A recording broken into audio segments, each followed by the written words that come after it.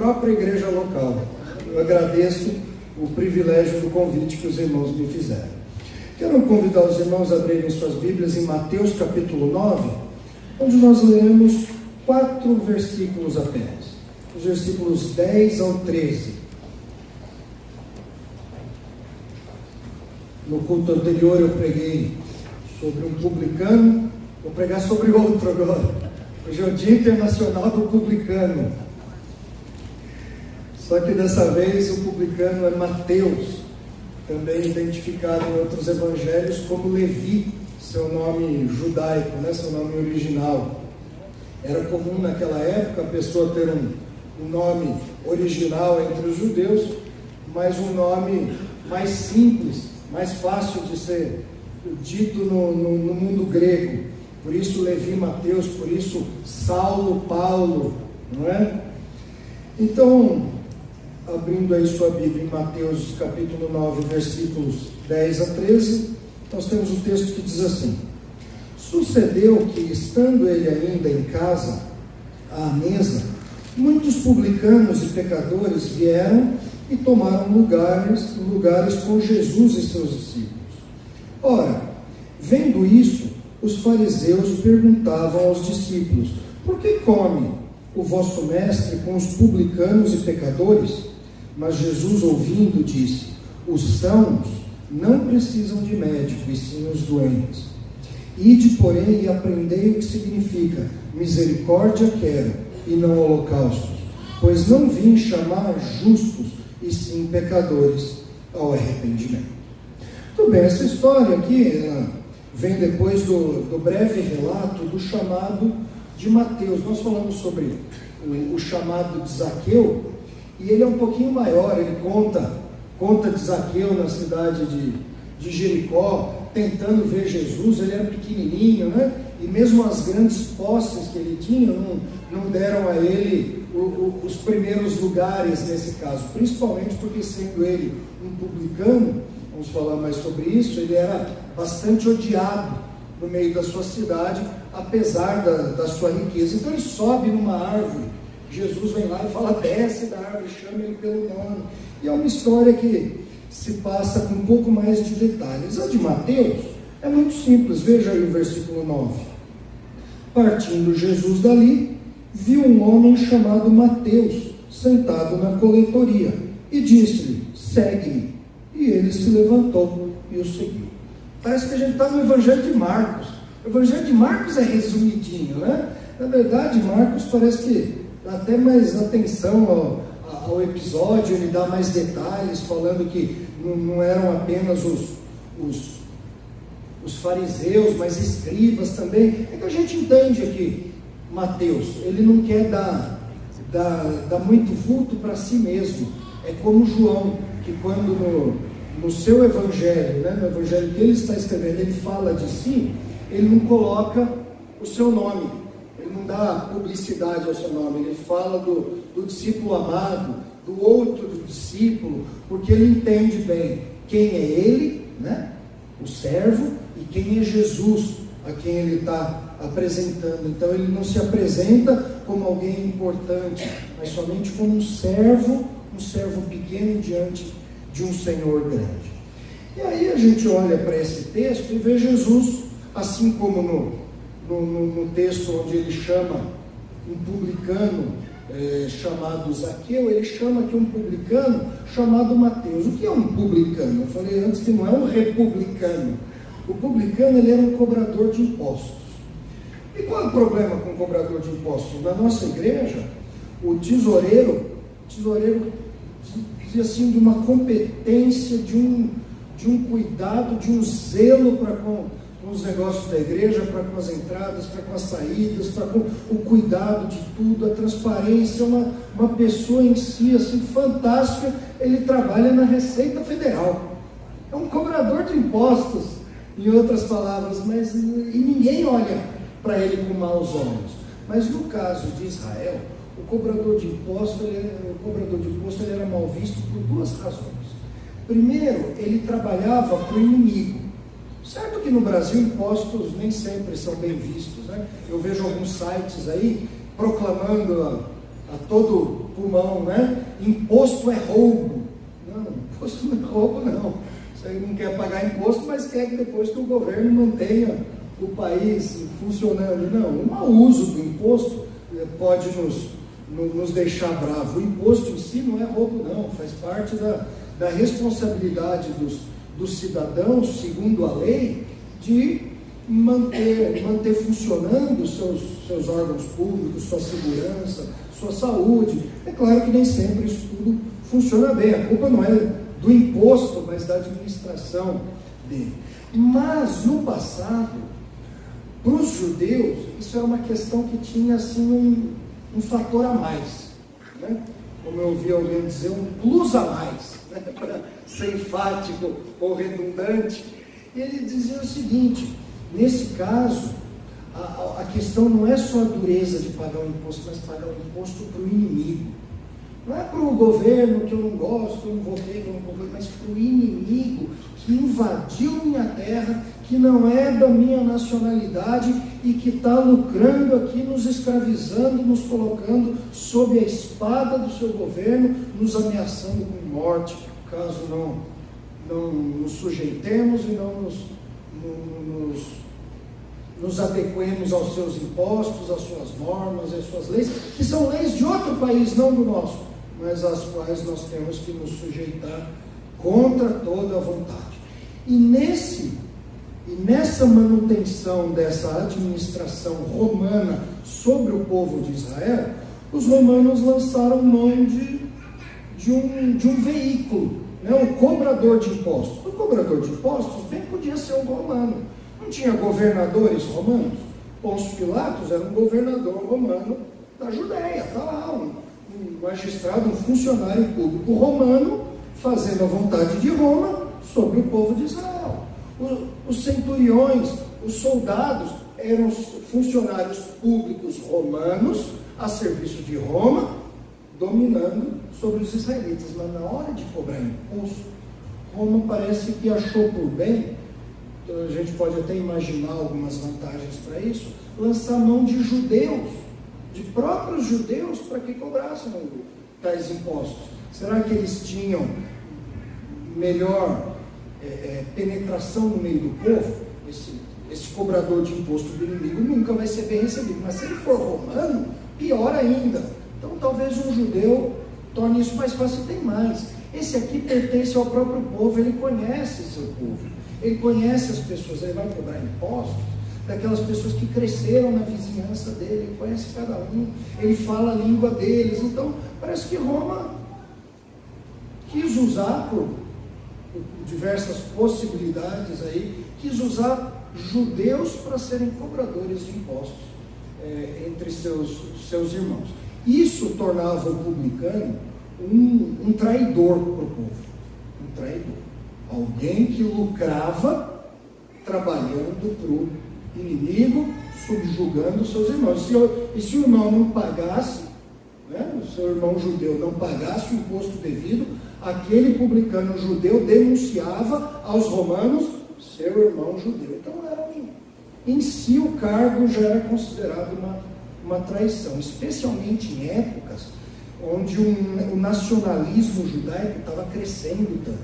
Por isso tinha até alguns grupos meio terroristas, como os zelotes, né, trabalhando ali às ocultas, esperando uma oportunidade para jogar os romanos para fora. Isso tudo foi crescendo e nos anos 67 a 70, com algumas consequências até alguns anos depois, trouxe à luz a guerra dos judeus contra os romanos, que fez com que Nero enviasse Vespasiano, era o seu general herói que tinha vencido tribos ali na Germânia na época, e mandou ele para a Judéia, começando da Galileia, depois para a Judéia, para conter essa revolta. Essa guerra trouxe até o final 1.100.000 mortes de judeus, mais 100.000 escravos que foram levados para Roma, e que pelo menos uns 20.000 foram mortos no meio do caminho, em espetáculos e no triunfo romano. O líder da resistência foi morto no triunfo romano do imperador do general Tito, que agora tinha como imperador seu pai Vespasiano, e foi uma guerra que não terminou nada bem para os judeus, na qual Deus lançou seu juízo também sobre o povo que rejeitou a salvação em Jesus. Mas nesse contexto do publicano, ainda tinha um dado a mais. Agora que entra o plus a mais, né? Agora a gente vê o publicano que já é um traidor, mas que, como tem costas quentes lá com Roma, ele se dá o direito de tirar uma vantagenzinha dele, do jeito bem brasileiro. Ele cobrava um imposto maior e tirava a sua parte. Não uma prática nada conhecida de nós, né? Ele também tinha a sua parte, ele também tinha a sua parte da corrupção. Os romanos não viam problema, talvez chamassem ele de o rouba, mas faz, né? Ele cobra imposto lá, Roma recebe seu imposto do mesmo jeito. Se ele vai roubar seus irmãos, é problema deles lá, ele rouba, mas faz. Para os políticos, isso aí faz sentido, mas e para a população que paga mais caro por isso e é roubada e traída? Como essa população vê um homem como esse? No caso, o publicano, em primeiro lugar, um traidor, em segundo lugar, um ladrão. Então, Jesus espantava algumas pessoas quando chamavam um publicano e ia para a casa dele. Ele fez isso com Zaqueu, ele fez isso com Mateus também. Interessante que, no caso de Mateus, a gente não tem, como no caso de Zaqueu, a afirmação expressa de que aquele publicano tinha roubado e que ele ia restituir, que ele teve uma transformação na sua atitude. O modo como pacífico, até como Mateus é exposto, e o modo como ele é introduzido entre os discípulos mais próximos de Jesus, talvez indique que ele não fosse um cara tão mau assim, né? Então, essa não fosse uma marca dele. De qualquer modo, o mais honesto dos publicanos era alguém revoltoso, né? alguém que revoltava os judeus em si. E aí, nesse caso, diferente do de Zaqueu, o texto focaliza mais sobre a reação dos judeus, especialmente das lideranças judaicas, diante do fato de Jesus ter chamado um homem como esse e ido até a casa dele e demonstrado comunhão. Quando um judeu se tornava hóspede de outro, ia almoçar, ia jantar na casa de outro, não era simplesmente, a gente come aí junto, bate um papo, toma um café, tchau, cada um sai do seu caminho. Essa refeição junto que fosse, já representava a comunhão. É por isso que a Bíblia dá algumas orientações e diz assim, com esse impenitente, com esse que se diz irmão e age de tais e tais modos, com esse nem sequer comais. Tais que apresentam um evangelho distorcido, nem recebam na sua casa. Essa comunhão, isso que parece hoje para nós, assim, comunhão não tem nada a ver, né? A gente senta lá, só batemos um papo. Para eles era muito significativo. E Jesus ia no ponto mais sensível, ia para a casa do cara, tinha comunhão, comia com eles, e o cara ainda recebia outros pecadores e publicanos. Então, quando a gente olha para isso, a gente vai ver uma situação em que Jesus não está simplesmente andando contra a correnteza, né? O pessoal gosta de dizer que nós temos que quebrar os paradigmas, temos que pensar fora da caixa, temos que andar contra o fluxo, e muitos pregadores dizem isso, aplicando essa lição à igreja de tal modo que nós nos tornamos displicentes com a disciplina bíblica, com a santidade, e a gente tem que pensar agora de outro modo, não precisa mais pregar para os perdidos, porque todo mundo está salvo, aí é andar contra a correnteza, só que andar contra a correnteza do bem, é a correnteza da palavra de Deus, não é isso que Jesus está fazendo. Ele está andando contra a correnteza do legalismo dos seus dias, do pecado dos seus dias, da rebeldia contra o Senhor dos seus dias, do amor ao dinheiro dos seus dias. E ele apresenta o que é a graça do Senhor, o que é a salvação pela fé nele como Salvador. De modo que a nossa mensagem central, uma proposição aqui para servir de guia para a nossa mensagem, é que Jesus fornece tudo que o pecador precisa para receber a salvação. Entenderam? Jesus fornece tudo que o pecador precisa para receber a salvação. Alguém precisa de salvação? O que eu faço? Não, você tem que ir na igreja, você tem que jejuar, você vai lá 9 terça-feira, passa lá no corredor de 300 pastores, você compra o óleo ungido, põe o copo em cima da televisão. Não. Jesus fornece tudo que o pecador precisa para receber a salvação. E sobre isso, dentro desse texto, a gente vai olhar para 3 verdades de Jesus como Salvador. É uma situação bastante parecida com aquela que nós comentamos no culto anterior de Zaqueu, mas focalizando bastante a pessoa do Senhor Jesus como Salvador. 3 verdades de Jesus como Salvador. E a primeira delas é que Jesus é acessível aos que o buscam. Essa mensagem, essa lição, a gente pode compreender ela nos versículos 10 e 11, que diz assim: e sucedeu que, estando eles em casa, o versículo anterior já disse que Jesus chamou Mateus, que eles foram para a casa dele. Os outros evangelhos, Marcos capítulo 2 e Lucas capítulo 5, vão dizer que eles estavam na casa do publicano chamado Levi, que é o próprio Mateus. Tá? Levi Mateus, igual Saulo, Paulo, o Cefas, Pedro, né? Então aquele nome duplo que era comum dos judeus dessa época. Então Jesus, estando na casa de Mateus, né? Olha só onde é que foi se meter. Muitos publicanos, não era só um publicano, outros cobradores de impostos, outros traidores do seu povo, outros ladrões corruptos que roubavam seus irmãos para lucrar com isso, para ficar ricos com dinheiro que não era obrigado por Roma, que os judeus pagassem, mas eles obrigavam a pagar para pegar esse dinheiro para eles. Ladrões. Muitos publicanos estavam lá, não era um. E na casa de Zaqueu foi um problema, imagino que foi na casa de Mateus. Zaqueu estava lá numa cidadezinha, né? Parece que Mateus estava no centrão. Um cobrador de impostos não resolvia, precisava um colegiado, precisava um órgão da Receita Federal Romana, estava lá. E aí muitos publicanos, eles deviam se conhecer, ser amigos ali, né? Então, a associação, né, judaica dos publicanos a serviço de Roma, estava reunida naquele dia, com bandeira, camiseta e tudo. E mais, não eram só eles.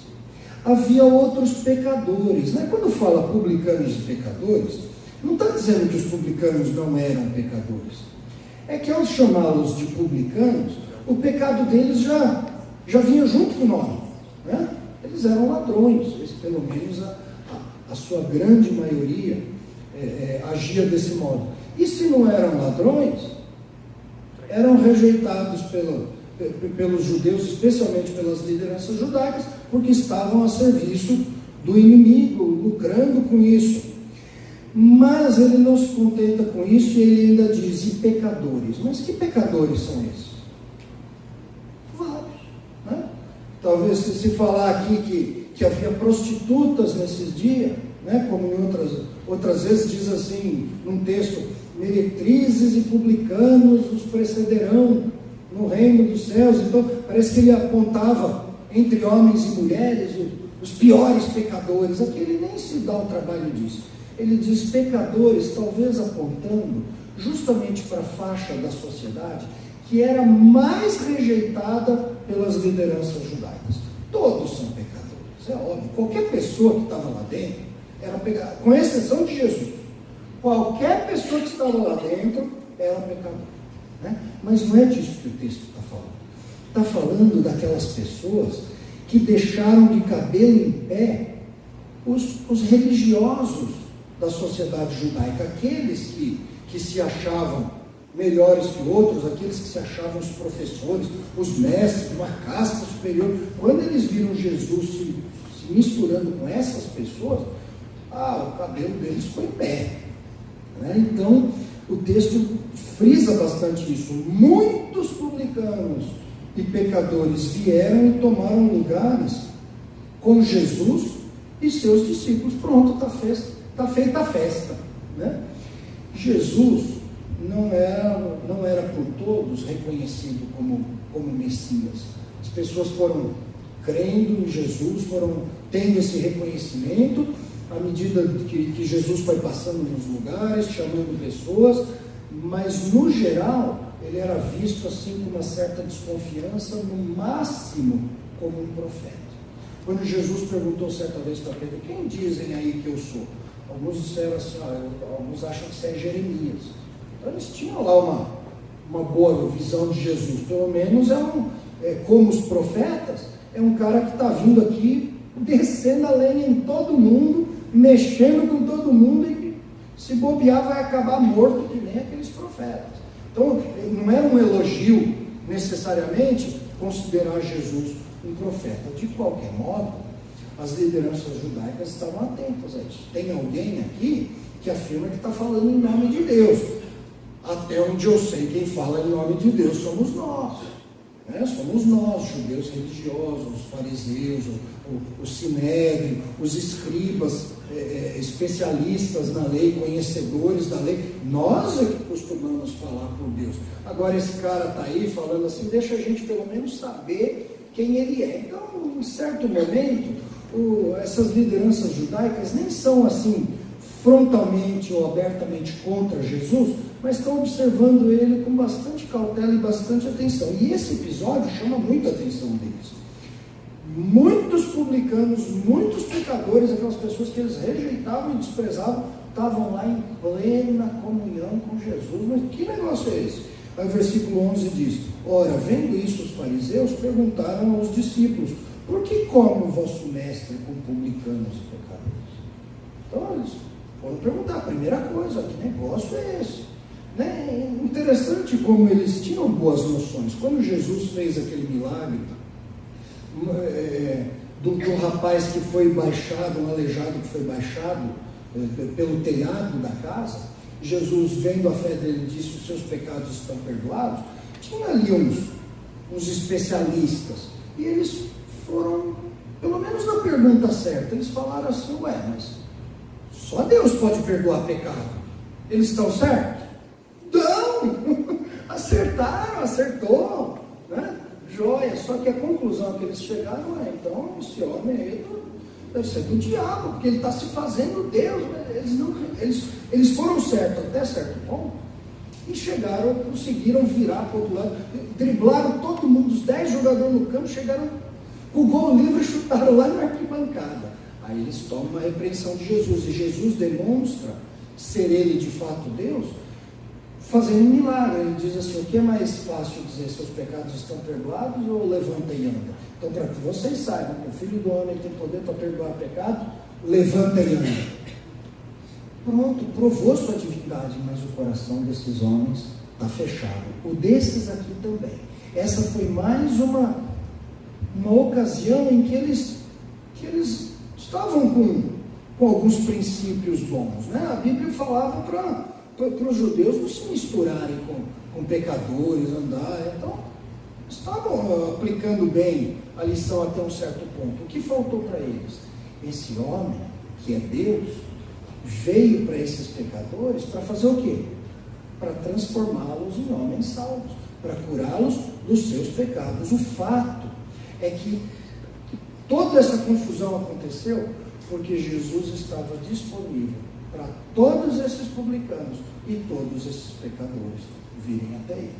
Aqui o texto não fala quantos se converteram, mas a Bíblia mostra que em todo lugar que Jesus ia, as pessoas criam, viam que ele falava com autoridade, eram transformadas, chamavam ele de meu Senhor, e ele continua com seu ministério. O fato é que Jesus está disponível para aqueles que o buscam. Ainda hoje,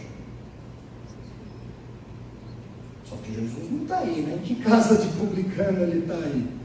Vamos pegar no auxílio à lista aí, ver onde é que é o endereço aí da Receita Federal. Será que Jesus está lá jantando? Não, mas a Bíblia diz que ele estaria conosco sempre, com aqueles que creem nele, de modo que nós, ao pregarmos a palavra de Deus, nós também apresentamos o Senhor Jesus.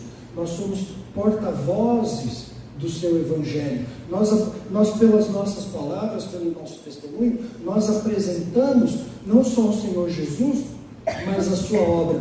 E Jesus agora nos céus, governando tudo como sempre o fez, continua acessível àqueles que o buscam.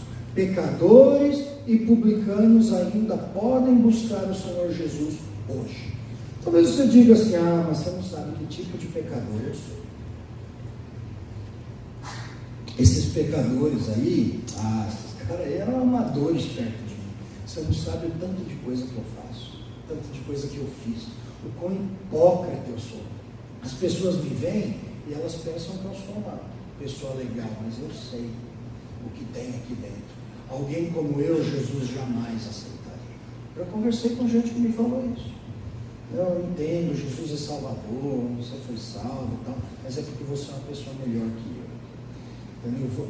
Uma pessoa como você, Jesus pode aceitar, mas uma pessoa como eu não. Um Deus puro e santo não tem como aceitar uma pessoa como eu. Na verdade, ele não tem como aceitar nenhum de nós.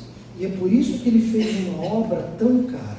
Para Deus, nenhum pecado é aceitável. O menor deles. Pensa o menor pecadinho, aquele com o menor impacto, aquele feito sem uma maldade específica. Você conta uma mentira, né? Não é nem uma mentirona que tem consequência, você conta lá uma mentira. Você tem uma invejinha de alguém, você não falou para ninguém, você não fez nada, não fez mal para ninguém, você teve uma inveja, você guardou uma magoazinha, mas depois você não falou nada. Esse pecado torna você inaceitável para o Senhor. Ele não pode aceitar mais você. Sabe como ele faz para nos salvar, para nos redimir, para poder nos aproximar dele sem se mesclar com o nosso pecado, sem fazer tudo acabar em pizza? Ele castigou integralmente o nosso pecado no Senhor Jesus. O Senhor Jesus se tornou nosso substituto na cruz, e Deus pegou toda a sua ira contra o nosso pecado, toda a sua ira contra nós, pecadores, e lançou sobre Jesus, para que aqueles que creem no Senhor Jesus não pereçam, mas tenham a vida eterna, é o que diz o versículo mais famoso da Bíblia, não é? Então, desse jeito, ainda por causa disso, Jesus continua acessível a todos os pecadores. Não importa se você se acha a pessoa mais especial do mundo, que por isso nem precisa de um Salvador, o que o torna perdido. Ele pode aceitar uma pessoa como você.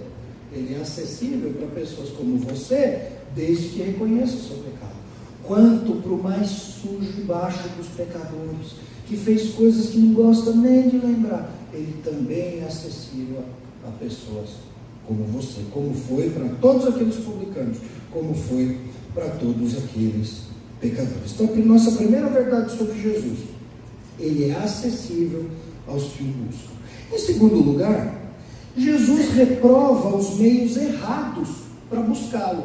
Qual é uma das frases mais conhecidas hoje aí sobre salvação? Sobre os caminhos da salvação. Que todos os caminhos levam a Deus. Junto com a sua afirmação irmã de que todos são filhos de Deus. Uma vez eu estava numa lanchonete, o rapaz estava comendo um lanche, um cachorro sarmento do lado dele arrancou metade do lanche dele e deu para o cachorro, falando que todos são filhos de Deus. Falou: meu, até um cachorro você colocou aí no meio, no rolo. Isso aqui não entender o que significa ser filho de Deus, ou como a Bíblia diz, ser feito filho de Deus. Mas popularmente esses ditos aí fazem todo sentido na mente das pessoas. Todos os caminhos levam a Deus. E até em algumas igrejas ditas evangélicas, isso hoje faz muito sucesso. Já vi pastores dizendo assim, que o cristianismo, que a fé em Jesus é o melhor dos meios, é o melhor dos caminhos de o homem conviver com Deus. Mas que todos os caminhos levam a Deus, aos trancos e barrancos, todos pertencem ao Senhor, todos são filhos de Deus, todos vão ser reconciliados com Ele para sempre. De modo que pregar sobre salvação, sobre Jesus, é a maior perda de tempo que nós podemos fazer. É isso que a Bíblia ensina? O oposto, né? Aliás, o próprio Jesus disse assim, eu sou o caminho, a verdade e a vida.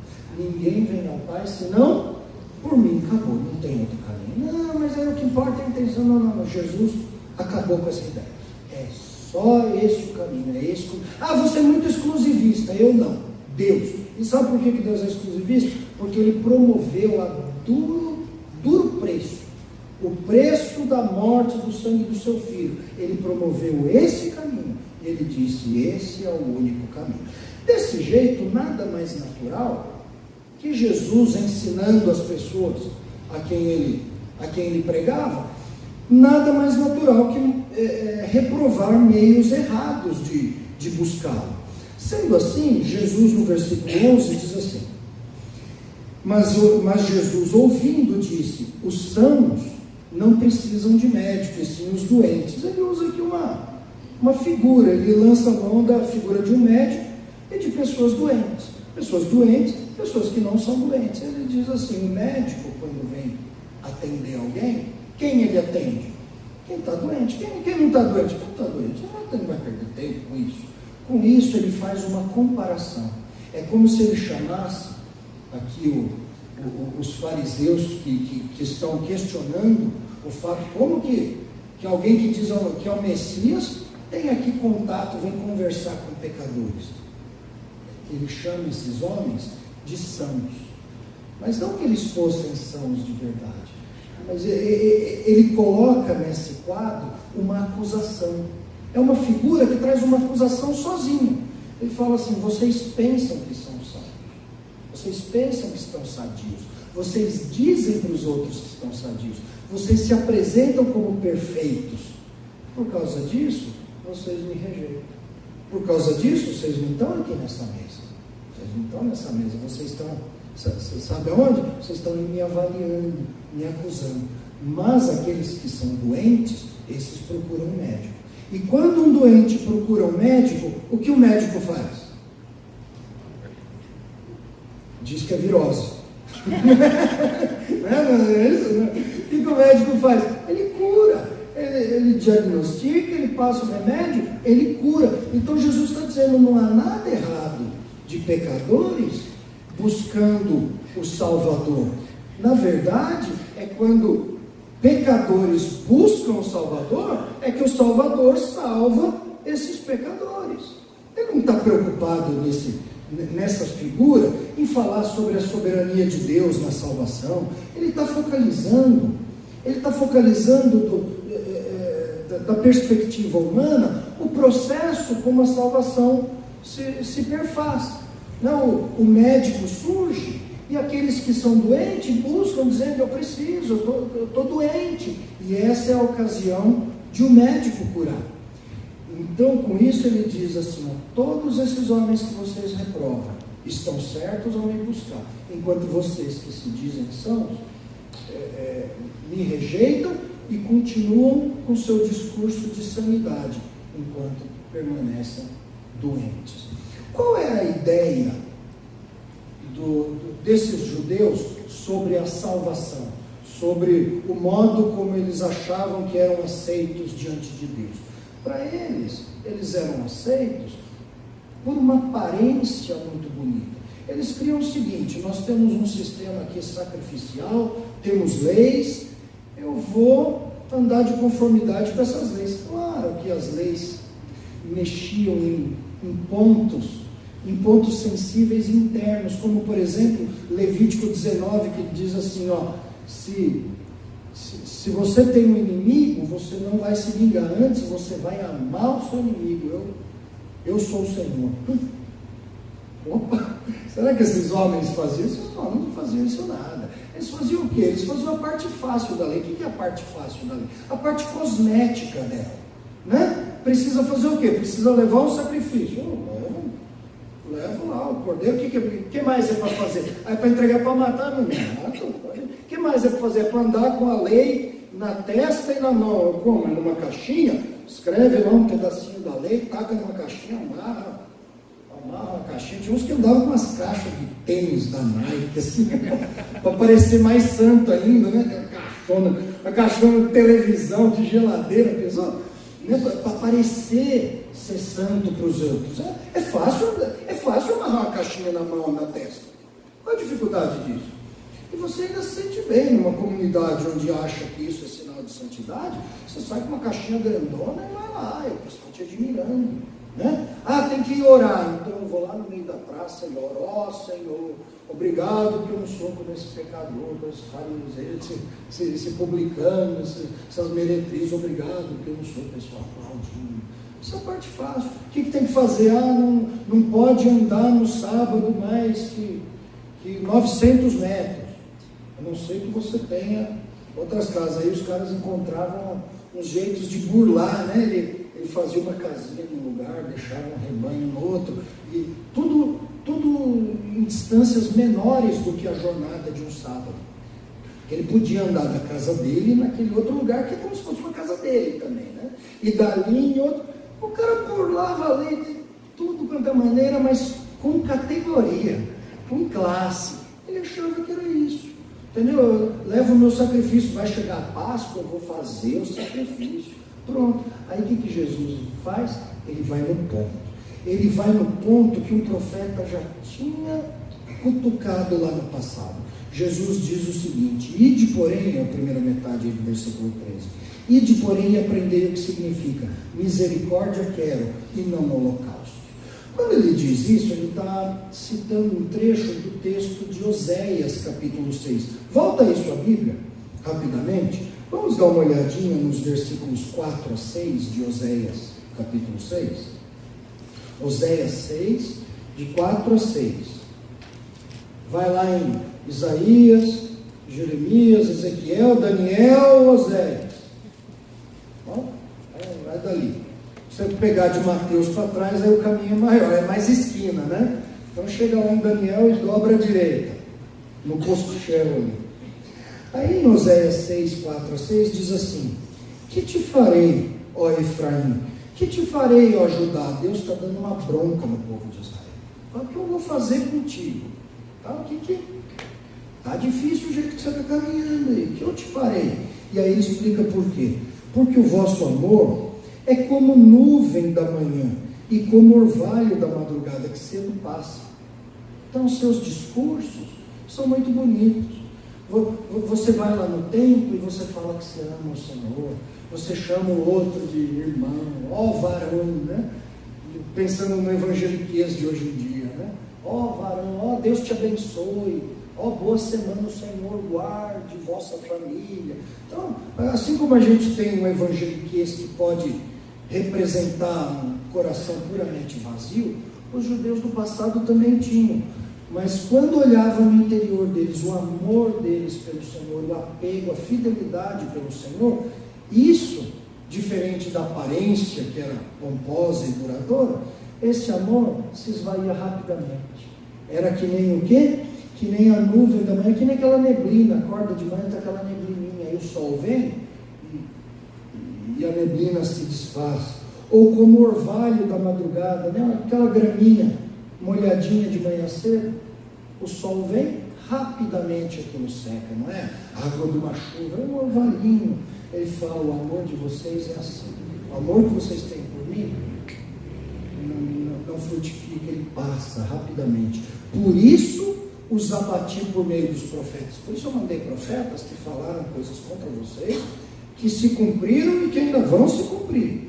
E pela palavra da minha boca os matei.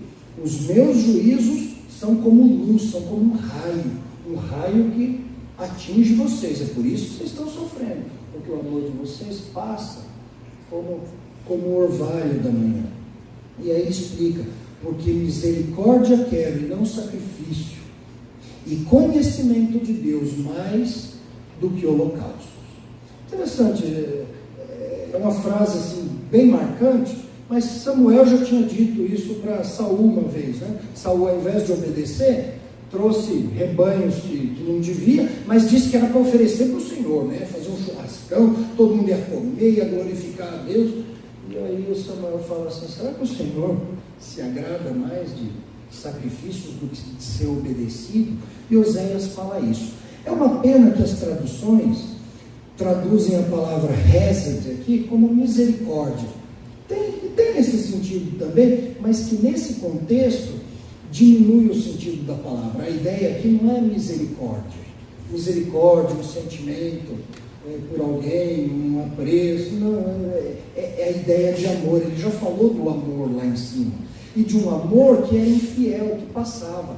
Hesed, no contexto da aliança mosaica, ele tem assim a tradução melhor de um amor pactual, um amor leal, lealdade, fidelidade baseada não numa obediência obrigatória, uma obediência mecânica, mas fidelidade baseada no amor. Seria uma boa palavra para representar a fidelidade de um casal. Um casal que fez um pacto de ser fiel, mas que permanece fiel, não só porque fez um juramento, mas porque se ama. É um amor que mantém a fidelidade. Esse é o sentido dessa palavra. Deus fala assim, vocês estão sendo destruídos pela minha palavra. O meu juízo atinge vocês como se fosse um raio. Porque o amor de vocês passa rápido, quando vocês deviam ser fiéis a mim por amor, ao invés de ficar só me apresentando o sacrifício. Mas foi o Senhor que mandou fazer sacrifício. Mandei. Mas o sacrifício deveria ser a representação externa de um amor interno. Eu quero de vocês conhecimento de Deus, quero que vocês me conheçam, e não que fiquem só trazendo holocaustos. Mas o Senhor que ordenou holocaustos? Ordenei, mas ordenei para pessoas que me conhecem, pessoas que andam comigo, e esse era o problema do judeu. Ele queria cumprir atividades e ser aceito por Deus. Eu talvez até pensasse assim, do que mais Deus pode se queixar? O que mais Deus pode reclamar? Eu venho na igreja, eu dou meu dízimo, culto de oração, eu leio a Bíblia em casa, sou uma pessoa boa, nunca matei, nunca roubei, né? Então o que mais Deus pode esperar? Deus pode esperar tudo, porque nada disso pode promover unidade com o Senhor, nada disso pode promover comunhão com o Senhor, nada disso pode promover perdão pelo Senhor, porque o Senhor ofereceu um meio para isso. Qual é esse meio? O Senhor Jesus Cristo, a quem Ele puniu no lugar das pessoas que Ele ia salvar. Ao invés de punir as pessoas que Ele ia perdoar, Ele puniu o Senhor Jesus no lugar. E agora Ele pode, sem se mesclar com o nosso pecado, ou sem fazer vista grossa para Ele, porque a dívida foi paga, Ele pode dizer, vem agora, meu filho, receba a fé, receba o arrependimento, e eu vou transformar você em meu filho. Mas e os outros caminhos? Não tem outro caminho. Mas as pessoas que não ouviram falar de Jesus? Não tem outro caminho. Mas então Deus é injusto. A justiça de Deus era Ele mandar todos nós para o inferno por causa do nosso pecado. Pelo seu amor, Ele promoveu salvação por meio do Senhor Jesus Cristo, o qual Ele estipulou como sendo o único intermediário entre nós e Deus. O que o texto bíblico diz? Há um só mediador entre Deus e os homens. Quem? Cristo Jesus, homem.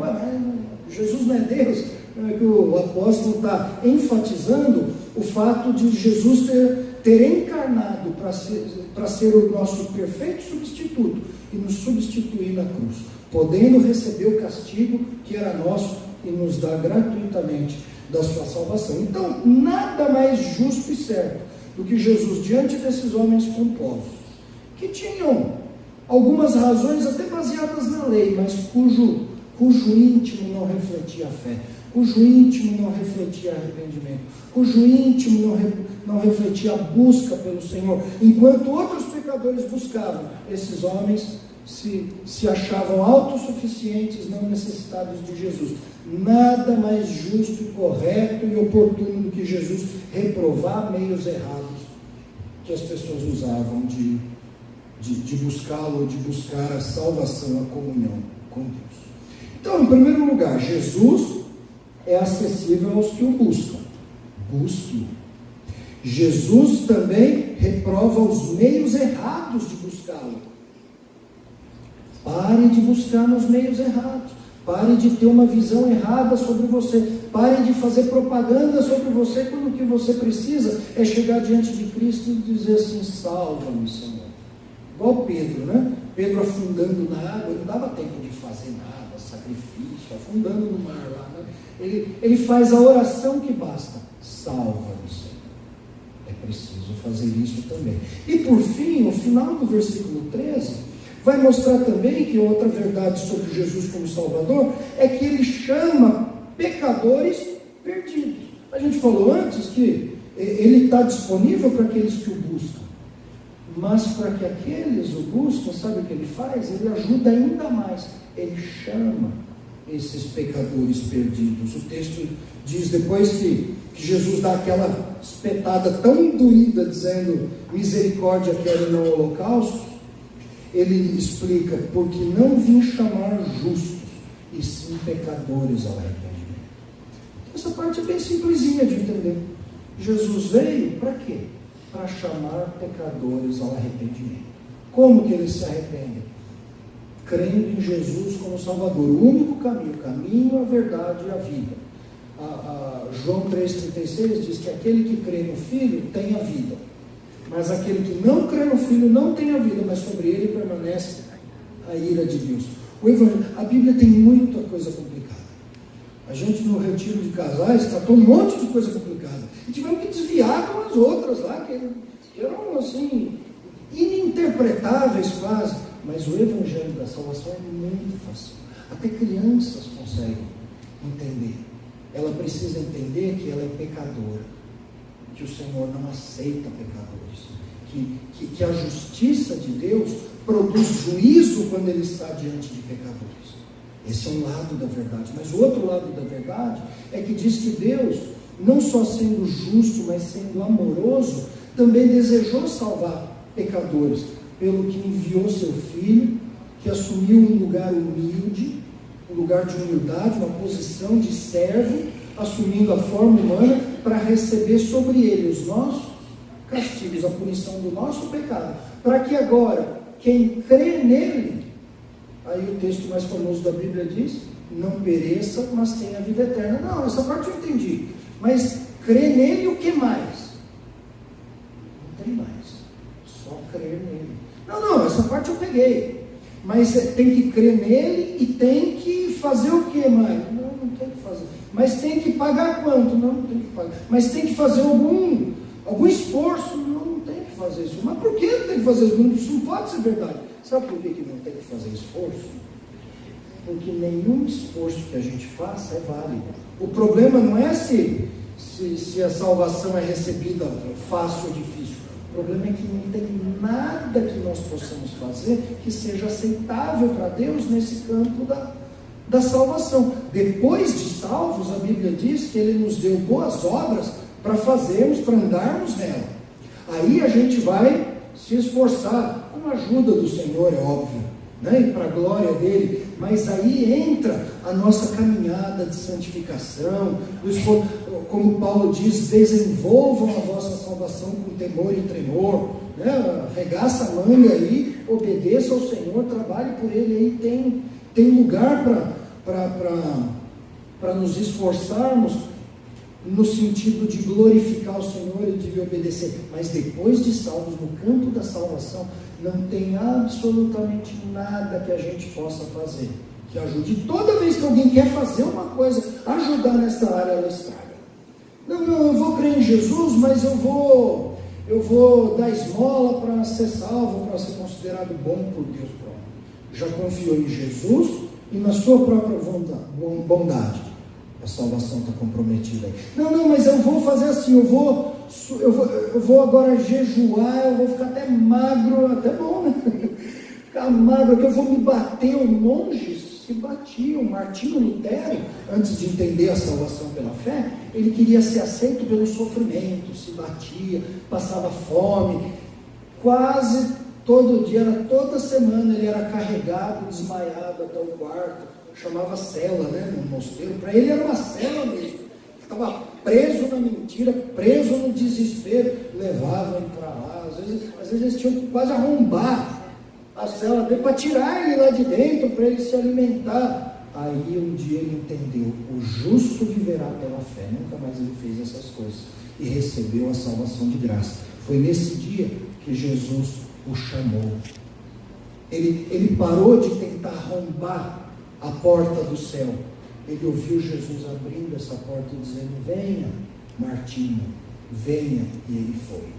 Ele aceitou esse convite, se arrependendo dos seus pecados, se sentindo inutilizado para fazer qualquer coisa nesse sentido, mas podendo, pela graça do Senhor, receber de graça aquilo que lhe foi oferecido por amor, e foi salvo. Jesus é acessível aos que buscam. Jesus reprova os meios errados para buscá-lo, e Jesus chama pecadores perdidos. Tem algumas perguntas. O Senhor Jesus já chamou você? Você já ouviu a mensagem do Evangelho que diz que você é pecador? Não, mas eu não sou. Não, você é pecador. Se alguém não disse isso para você, com todas as letras, eu vou dizer agora: você é pecador, perdido, debaixo da ira do Senhor. O Senhor odeia esse pecado, está irado contra você. E o seu destino é a perdição eterna. Eu não sabia. Mas tem mais história. Jesus é Deus, e por amor o Senhor enviou o seu Filho, que veio também voluntariamente. Jesus também não veio obrigado, ele se voluntariou, ele entregou a sua vida para depois reassumi-la, para que pela sua morte nós fôssemos perdoados dos pecados, e pela ressurreição fôssemos justificados dos nossos pecados. Você já recebeu essa justificação? Você já ouviu essa mensagem? Você já creu nela? Você já concordou com ela? Você já disse: não, eu realmente sou pecador, eu estou perdido e eu preciso de Jesus, e só de Jesus, não tem outro caminho. Eu já tentei outros caminhos, eu continuo a mesma pessoa perdida diante de Deus. Não é se eu sou uma pessoa legal ou não, é o que Deus vê em mim. Quando Ele olha para mim, Ele vê um pecador, e eu preciso do Senhor Jesus. E ao perceber isso, você já clamou ao Senhor Jesus, você já disse: socorro, Senhor Jesus. Senhor Jesus, me perdoa dos meus pecados. Senhor Jesus, me recebe pela sua graça. Salva-me, Senhor. Você já fez isso? E se fez isso e é uma nova criatura, você vive agora como uma nova criatura? Você também rejeita os caminhos errados? A gente falou de caminhos errados para a salvação, mas depois de salvos, está cheio também de caminhos errados para vivermos como salvos. Nós, sendo salvos, podemos viver até como incrédulos. E por causa disso, o nome de Cristo tem sido difamado em muitos lugares. E sempre foi. Porque muita gente, sendo salvo pela graça, abusou dessa graça, desprezou esse seu amor e disse: agora que eu sou salvo, eu tenho minha liberdade, eu quero fazer do meu próprio jeito. Você também segue caminhos errados depois de ser salvo? Você já seguiu caminhos errados antes de ser salvo e percebeu que a salvação só vinha daquele caminho. E agora, tendo aprendido isso, vai pegar caminhos errados depois da salvação também? E mais, você se lembra de qual era o seu status como Jesus o chamou? Quando Jesus o chamou de pecador, e de quem o Senhor o transformou agora? Uma nova criatura. Deu-lhes o poder de serem feitos filhos de Deus, a saber, aos que creem no seu nome. Você recebeu o privilégio de ser feito filho de Deus. Você vive como filho de Deus. Você já entregou sua vida para Jesus. Você vive inteiramente para Jesus. Vamos orar. Senhor Deus, muito obrigado por quem Jesus é. Por quem Jesus é, simplesmente por quem Ele é. Por Ele ser Deus, por ser perfeito, por ser eterno. Mas nosso agradecimento não para aí. Nosso agradecimento é porque Jesus também, além de ser Deus, é o nosso Deus Salvador. E para ser nosso Salvador, Ele veio a esse mundo, que não precisava vir. Ele veio porque escolheu vir. Ele sofreu o que não precisava sofrer. Ele sofreu porque Ele escolheu sofrer, porque Ele também escolheu salvar pecadores. E agora, depois de feita a perfeita obra, Ele chama pecadores. Senhor, chama hoje pecadores aqui nesta igreja. Há pessoas que, ao longo de longas vidas, mesmo frequentando igrejas, mesmo vivendo como cristãos, assumindo hábitos cristãos, lendo a Bíblia, falando como os cristãos, ainda rejeitam, continuam rejeitando a salvação do Senhor Jesus Cristo, e ainda são rejeitados pelo Senhor por causa do seu pecado.